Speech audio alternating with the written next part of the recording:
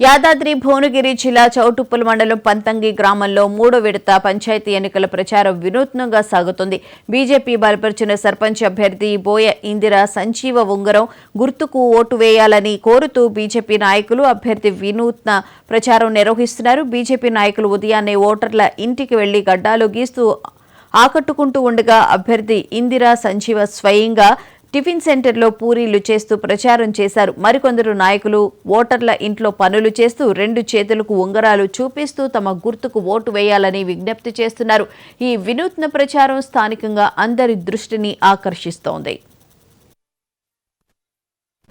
నేను గతంలో ఎంపీటీసీగా చేసిన నేను చేసిన పనులు ఎన్నో అభివృద్ధిగా చేసిన.